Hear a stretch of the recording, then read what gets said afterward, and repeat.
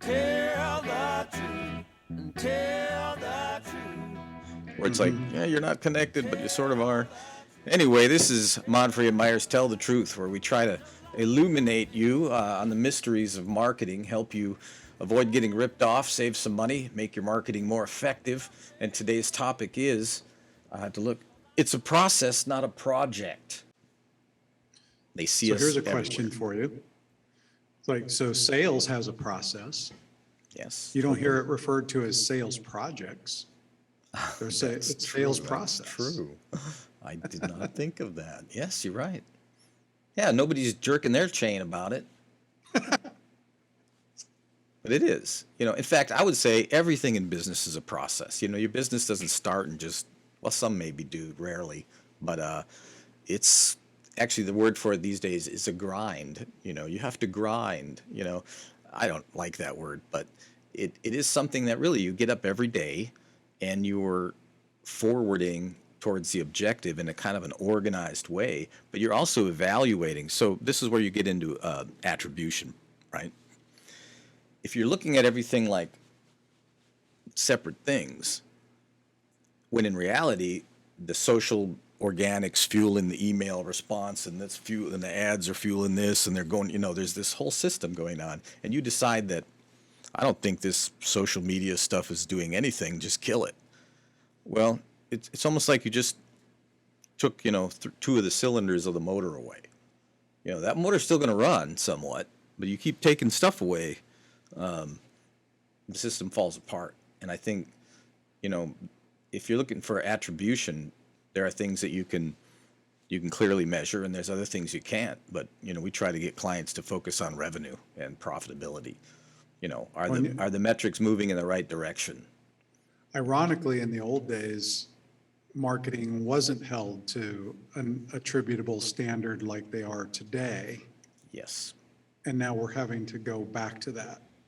So it's like, for a while, the John Wanamaker quote of half the revenue I make from advertising is wasted. I just can't tell which half. Right. Seemed like for a while we could do that. And now we're back to half is wasted. Well, I think partially because it's so fragmented. It's and the way that people consume media and the way they might learn about your message or your offering, it is very fragmented. And so it is already a system running out there. It's like, how well do you fit into that system? And how do you really leverage the different things that you're doing against each other? And then be careful with your measurement, because obviously a lot of marketing these days is digital, and I'll remind people that it's not all digital. Digital marketing is like a subcategory of marketing, but it did bring in a whole different era of measurement and things that are easy to measure, like clicks, and this is where we get vanity metrics from. But the old measurements of if the company's growing, let's say another great measurement would be quality of leads. I mean, I've worked with companies where we scored leads. We had systems to score them, so we knew there was a metric that we could use, even though nothing was digital at the time, right?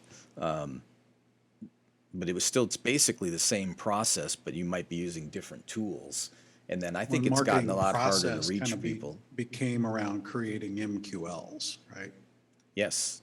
So MQL, marketing qualified lead, but what you're really talking about is we on this show we call it a form fill, right? I mean, is that what we're talking about, or an inquiry that? Or you mean a real MQL? Well, I think today we have to define a real MQL closer to, I think, what the original definition of inbound was, which is, somebody that's showing intent. That's a lead, right? A lead is somebody that's showing intent. I think what we have been doing is defining the MQL more like a sales suspect, like somebody that downloads a white paper or attends a webinar. Might be something going on, but I think it's hard to call that a lead. So I think that's become a vanity metric. But for a while, the marketing process was to optimize for how do we create MQLs that were really more of an engagement or suspect metric. Yeah, absolutely. Like, we know that they have at least a level of interest that they took some really minor action, right? But it could be, I mean, I know people that like to read a lot of things. For example, if you have a lead magnet that's a white paper or whatever we want to call it these days, a PDF that you download behind an email wall, right? A lot of people will download information but really have no actual buying intent. But Right. we're measuring it as that. And again, if you have a solid process, you can actually design that process so that, if you're looking at it like a process, you can design it so that there's a threshold that they cross where we know there's intent. But if you're just doing an email campaign here and running some ads over there and that guy's doing this over there, you're not going to be able to engineer that outcome. At least I can't.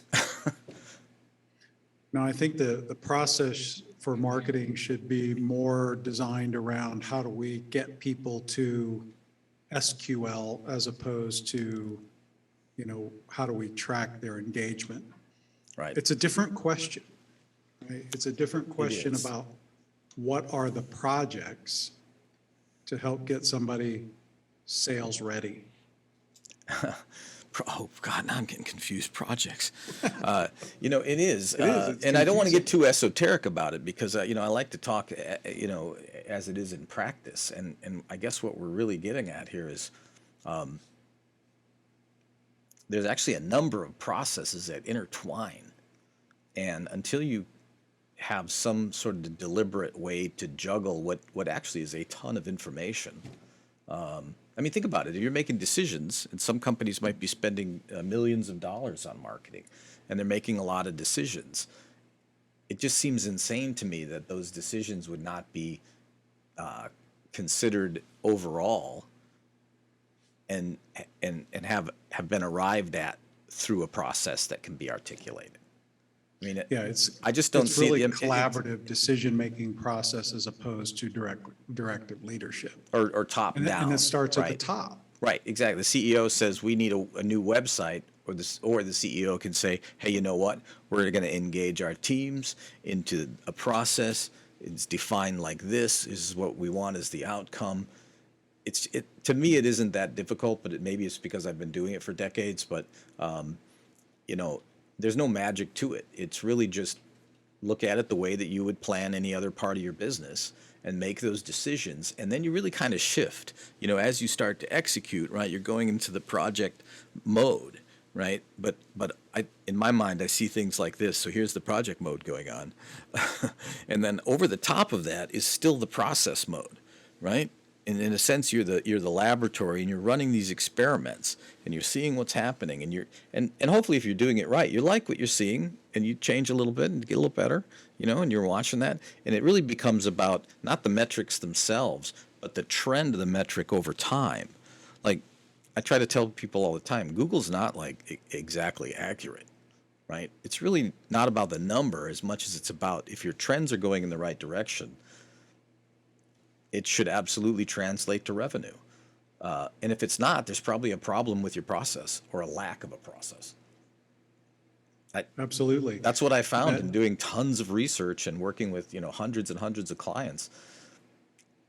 It just generally doesn't work the way to your expectations if you don't approach it as a process. Well, I Sorry? think, again, it starts from the top down, right? Like, so it's the difference between what you mentioned, is your CEO saying, we need a new website, or is your CEO saying, we need to figure out how to touch our total addressable market? Well, yeah, he should have like a big flag and like come in and be like, I am leading this marketing initiative, and here's how it's going to work. And then he draws it on a whiteboard, right? And everyone sits in awe, right? That's how it should be, I think. Well, that's what I do, also anyway. that's also how people defer to projects. Like, That's true. So It's I so would argue confusing. that it shouldn't be that way. The CEO should come in and say, I want to address more of our total addressable market. Right, specific Team. objective. How do we do that? Right. You figure it out. Well, that's true, but That's your job. that's true. But I think all marketing has to be led from the top. Like the top, Yes. in fact, in most of the 30 years that I've been doing this, generally we will work with the top person, unless it's a massive company, but just because it doesn't mean they have to do a lot, but they have to really be the cheerleader for the initiative and get people to buy in and actually move it forward. And that's complex. I mean, Yes. I guess that's why the consulting industry exists, because there's people that can help facilitate that. But it isn't because that's how we want to do it or because we like it. It comes down to what works. Well, and that's why sales cultures of yesterday are struggling today, because back then, the CEO was probably the best sales leader. Like, this is the way we do it. This Sure. is what's been successful, and this is how we're going to do it moving forward. And then the whole thing changed. Buyers exercise more control. It's why companies are having difficulty marketing or finding clients outside of their personal networks. Well, and I'll tell you what, and COVID aside, I mean, it's easy to say now that, well, if you haven't changed, your approach in the last 2 years, everything else has changed. So you might want to look at your approach. But I would say 10 years. I mean, if you haven't changed how you're marketing and how you're going to create demand, generate demand, and you haven't revisited that, or let's say you haven't done a customer survey in 5 years, that's it's like a lifetime in marketing, in the way that the marketplace, and then you throw COVID on top of it, right? It just accelerated this change that honestly we're still trying to understand how much has changed. But it tells me that if you're still doing things the same way you were 5, 6, 7, 10 years ago, you're probably not doing as well as you'd like. I mean, do you see the I same agree. thing? Yeah. And that's, we need a new process, not we need a new set of projects. Yes, exactly. We need to Well, I like, mean, we will need a new set of projects, but we need to let the new process drive what those projects now will become. oh, absolutely. And imagine how much easier it is to budget. Like when you already know what you're going to do for the next 6 months, let's say, because now this process is repeated on shorter intervals because things are moving so fast. But if you know it, you can be very precise. And now you can be very precise about your return on investment and what your marketing program is making or not making, and then you're looking at each part of it and seeing where you can move, bump the numbers. I mean, that's what it looks like, and it's not sexy at all, and it is hard. I think we have to acknowledge that. It's easy to talk about this stuff. It's very hard, and that's why people like us exist, because we've done it 1,000 times, and we can help. That was a little slick sales pitch in there. Do you see that? Well, but it it's is true. hard, and it can't be done in a vacuum, and that's why the silos are holding a lot of organizations back, because those essentially are decisions being made in silos, right? Well, what do you think a CEO can do that is, let's say, faced with an organization resistance to change? Not very rare, but let's say that's pretty common. What would you advise? How would somebody start looking at it like a process and operating like a process? Train the whole organization on collaborative leadership as opposed to directive leadership. It's interesting because it's Very not few will it's do not that. specific to marketing, and I thought you would say something specific to marketing, but it's It's an bigger, isn't it? organizational problem, not a departmental problem. Right. Now, if they're already strong in process, I think it's pretty straightforward. It doesn't take long to learn the marketing process either, by the way. When I talk about it, I'm talking about a specific process. It's been around for a long time. And like I said, it's assess the situation, figure out what the gaps are, do whatever kind of research to fill those gaps. I think one mistake companies make, especially smaller ones, is all the information comes from inside the company. Right, so it's all full of all the bias and everything.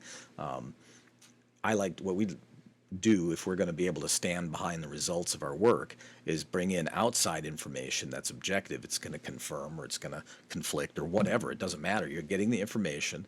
So you're in that step of the process. Now you have all this information, and now it's hopefully good information. The decisions can be made a lot easier, a lot faster, and that's where the strategy comes, right? We're still not done in the process. We still now have to take that and create a tactical strategy, and that's where your websites and your projects and your email and all these things come in. But you see, it's a very logical process, and it is somewhat linear. But I've done enough forensic research with clients. We studied almost 100 different companies and their marketing programs and their ups and downs, mostly downs, and really trying to understand what the patterns were. 100% of them did not have a deliberate process to make marketing decisions, and about 98% did no outside research, beyond a little Googling here and there, right? And so I think that's significant when you see those kinds of numbers where 100%, I don't see that in research very often, but every one of them, they couldn't produce a coherent plan. I hate using the word plan. I feel like it's a 4-letter word. Like I wish we had a way to bleep it. I don't think we do, but but People it's don't just like to these are the plan, hard. right? We tell the truth on this show. It'd be a lot easier for us to just be like, hey, yeah, man, let's build that website. How much money you got? It's like, no, we are. If we're going to help you be successful, we need to change how you think and how you look at the process, and hopefully you trust us enough that we've done this a few times, and then hopefully you'll be able to see the process. As we're talking about it, it just sounds so complicated, but it actually isn't. It just takes discipline, I think, and structure. So you can bring in that structure. Here's the good news. You're like, well, we have a framework. I know Austin Lawrence has a framework. Peter Drucker has a great framework. Jeffrey Moore has a framework. So they're out there. So you can adopt or bring in the structure you need. But now you have to have the discipline to follow that, right? And you have to instill that discipline, I think, in your teams. And it doesn't happen overnight. It's something that well, for example, we have regular meetings with clients. That's what it looks like. It's not because we like to just hang out with them, and we do, but I mean we're there for a purpose, and we're getting back to the 360-degree communication idea between sales and marketing. What it looks like in practice is that you're just constantly in touch with each other, and that meeting is scheduled, and it's an important priority, and it happens again and again and again, just like our program happens every Thursday at 11 o'clock. There's a reason behind that. And that's a project. And this is a project. That's right. But it's also a process. And it's called Monfrey and Myers Tell the Truth. I believe there's a logo right down here somewhere. And it's brought to you by Austin Lawrence and Clarity Marketing Support. I hope I'm pointing at the right things, because it could be completely backwards for all I know. Tell the truth.